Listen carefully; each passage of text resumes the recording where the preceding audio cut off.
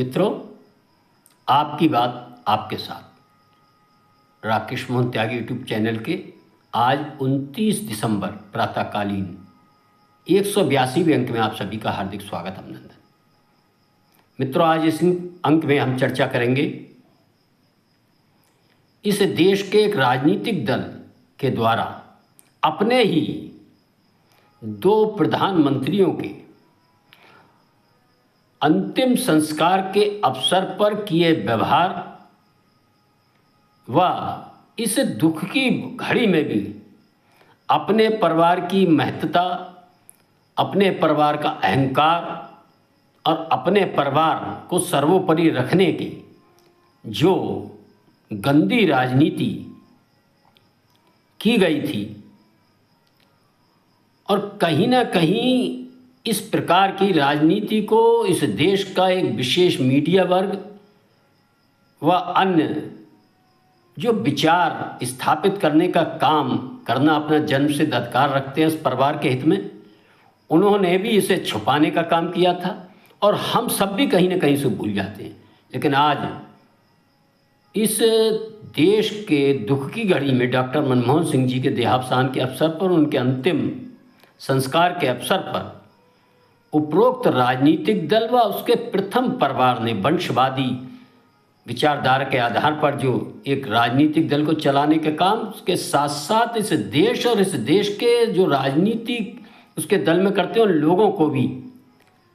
अपने हिसाब से चलाने का काम करते हैं। आज उनके इस व्यवहार पर, इस अवसर पर जो व्यवहार उन्होंने किया है, कुछ अंतिम संस्कार के स्थल व उनके स्मारक स्थल के भूमि पर संबंध में जो उन्होंने अपना दोहरा चरित्र दिखाया, अपनी गंदी राजनीति, इससे हम सबको भी ध्यान में आया होगा कि किस प्रकार इसी राजनीतिक दल ने अपने एक पूर्व प्रधानमंत्री श्रीमान नरसिंहा राव जी के देहावसान के अवसर पर ही अपनी इसी क्षुद्र मानसिकता का भी प्रदर्शन किया था। मित्रों, आज मैं इस चर्चा को प्रारंभ करने से पहले मेरा आप सभी से विनम्र अनुरोध है, आपकी बात आपके साथ राकेश मोहन त्यागी यूट्यूब चैनल पर प्रसारित इन तथ्यपरक, जानकारी परक, राष्ट्रहित में प्रसारित अंकों को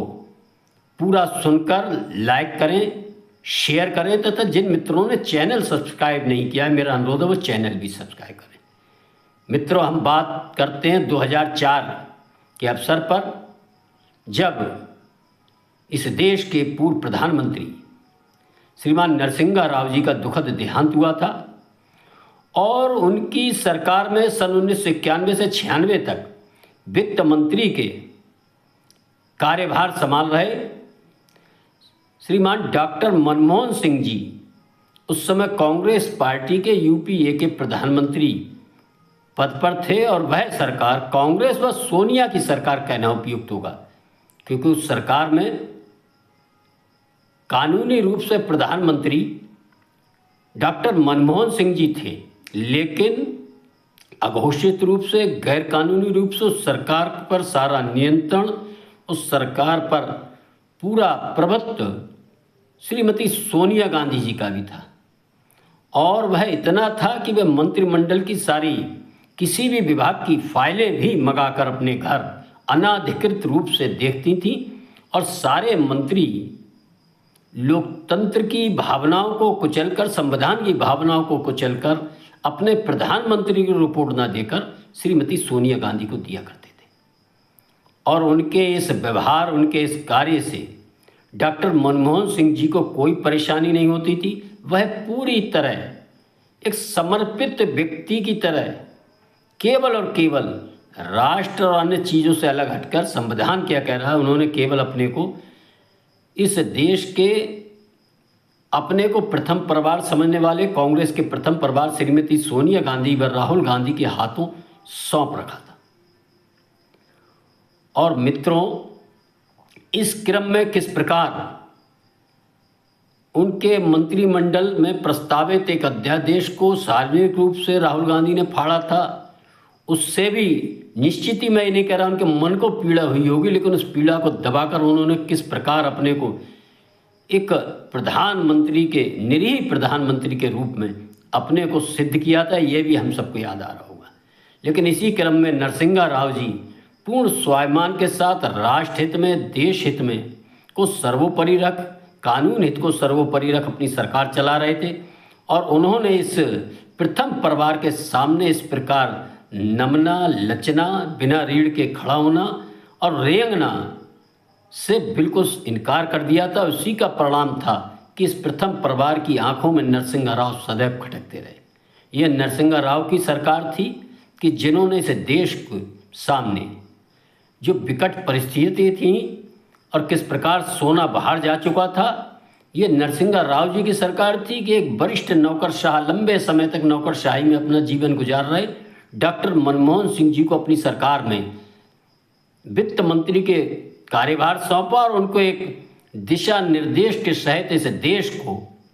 समाजवाद के रूढ़वादी चोले से निकालकर, उस चंगुल से निकालकर, इसी समाजवादी विचारधारा के कारण, कांग्रेस की विचारधारा के कारण भारत देश लंबे समय से गरीबी के जाल में उलझा रहा था। और उन्होंने नरसिंहा राव जी ने जो तत्कालीन प्रधानमंत्री थे, उन्होंने डॉक्टर मनमोहन सिंह जी को वित्त मंत्री के रूप में पूरी स्वतंत्रता देते हुए, समर्थन देते हुए खुली उदार अर्थव्यवस्था की ओर देश को ले जाने का कार्य सौंपा था। और इस देश का मीडिया वर्ग व एक विशेष वर्ग जो अपने विचार इस देश पर थोपने का काम करता है, आप सब देखते होंगे किस प्रकार डॉक्टर मनमोहन सिंह जी को इस आर्थिक उदारीकरण का जनक बताता है, जबकि वास्तव में श्रीमान तत्कालीन प्रधानमंत्री नरसिंहा राव जी ही इस चीज़ के जनक थे और वही देश को इस दिशा की ओर ले गए थे। इसी दिशा की ओर जाने के कारण आज देश विश्व के अंदर तेजी से उन्नति के पथ पर जा रहा है। ये हम सबको समझ में आना चाहिए। मित्रों, नरसिंहा राव जी के इसी प्रकार स्वाभिमानपूर्ण सरकार चलाने से के कारण और कांग्रेस पार्टी के एक प्रथम परिवार वंशवाद के आधार पर राजनीति जो लंबे समय से इस प्रथम परिवार की कांग्रेस व देश में चल रही थी, उस परिवार के सामने नतमस्तक न होने के कारण जीवन भर तो नरसिंहा राव जी को अपमान समय समय पर इस परिवार की ओर से झेलना ही पड़ा, परेशानियां भी आईं। लेकिन यह परिवार, इस परिवार की कितनी मानसिकता, क्षुद्र मानसिकता, ये हम सबको तब समझ में आया जब 2004 में नरसिंहा राव जी का दुखद देहांत हुआ। तो अपनी पार्टी के प्रधानमंत्री रहे व्यक्ति के पार्थिव शरीर को अपने राजनीतिक, केंद्रीय राजनीतिक ऑफिस में ले जाने से मना किया गया, नहीं जाने दिया गया। और ना ही वहाँ कांग्रेस पार्टी के कार्यकर्ताओं को अंतिम दर्शन करने का मौका प्रदान किया गया। मित्रों, इतना ही नहीं, पूर्व प्रधानमंत्री के नाते तत्कालीन कांग्रेस सरकार, कांग्रेस पार्टी, उनके मुखिया डॉक्टर मनमोहन सिंह जी को नरसिंहा राव जी का पार्थिव शरीर बड़े सम्मान के साथ, राजकीय सम्मान के साथ उनका अंतिम संस्कार भी जहां अन्य पूर्व प्रधानमंत्रियों का हुआ था, वहां होना देना चाहिए था। परिवार के, नरसिंहा राव जी के परिवार की मांग के बावजूद भी श्रीमती सोनिया गांधी की नाराजगी व चिढ़ के कारण, एक नफरत के कारण,